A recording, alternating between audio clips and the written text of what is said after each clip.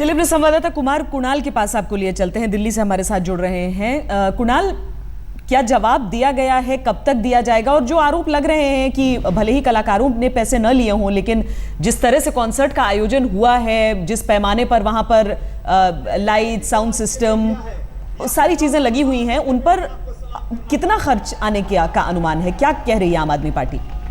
देखिए, अभी तक तो जवाब नहीं दिया गया है, क्योंकि अरविंद केजरीवाल खुद जब चुनाव हुए उसके तुरंत बाद दिल्ली से बाहर चले गए थे और अभी वापस नहीं लौटे हैं। कल मुमकिन है जब काउंटिंग होगी तो वो वापस लौटेंगे।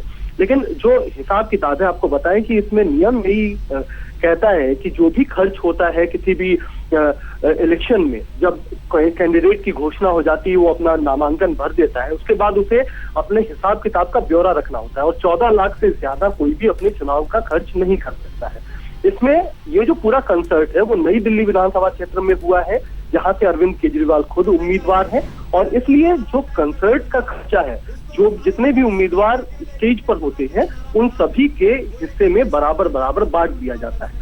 तो इसमें खर्च जो दिखाया गया है वो तो साउंड सिस्टम, एलईडी स्क्रीन, इन तमाम चीजों का दिखाया गया है। लेकिन जो परफॉर्मर्स, जो लोग वहां पर कलाकार आए थे और जिन्होंने वहां पर अपना कार्यक्रम दिया था, उनका खर्चा उसमें नहीं डाला गया है। अब यही पर पेंच है, इसी मसले पर पेंच है, और उसमें ये कहा जा रहा है चुनाव आयोग की तरफ से कि जो भी कलाकार आए थे वो तो न तो आम आदमी पार्टी के मेंबर हैं और न ही उनका नाम, जो स्टार कैंपेनर की लिस्ट चुनाव आयोग को सौंपी जाती है उसमें भी उनका नाम नहीं है। और वो जब आकर स्टेज से एक सियासी बात करते हैं या किसी पार्टी के लिए वोट मांगते हैं, तो उनके परफॉर्मेंस का खर्च भी उसमें जोड़ा जाना चाहिए, जो कि आम आदमी पार्टी ने नहीं जोड़ा है। और इसी बात को लेकर के आम आदमी पार्टी के वर्जन में और साथ ही साथ जो चुनाव आयोग की तरफ से बात आ रही है, उनमें अंतर देखा जा रहा है। आम आदमी पार्टी ने इसका खर्च इस पूरे कंसर्ट का तकरीबन 12 लाख रुपए दिखाया है, जबकि चुनाव आयोग ने जो अपना हिसाब जोड़ा है उसके हिसाब से तकरीबन 23 लाख रुपए इसका खर्च होना चाहिए।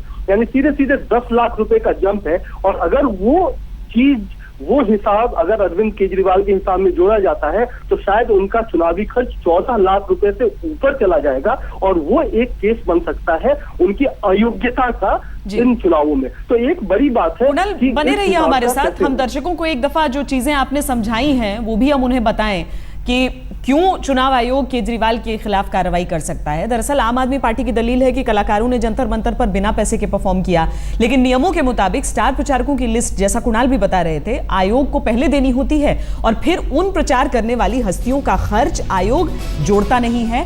लेकिन आम आदमी पार्टी की ओर से स्टार प्रचारकों की जो सूची आयोग को सौंपी गई थी, उसमें विशाल डडलानी और दूसरे प्रचारकों के नाम थे नहीं, जिन्होंने जंतर मंतर पर परफॉर्म किया था और प्रचार किया था उनके लिए, और इसीलिए आयोग की तरफ से ये बात कही जा रही है। कुणाल, लेकिन गंभीर कितना है ये? अगर इस तरह से एक नोटिस आ रहा है, कल काउंटिंग का दिन है, गंभीर कितना है? क्योंकि हम कई दफा देखते हैं कि इस तरह से नोटिस आते हैं, जवाब दे दिए जाते हैं, एक वार्निंग दे दी जाती है। क्या वाकई मुमकिन है कि कोई कड़ी कार्रवाई हो अगर गलती पाई जाती है तो?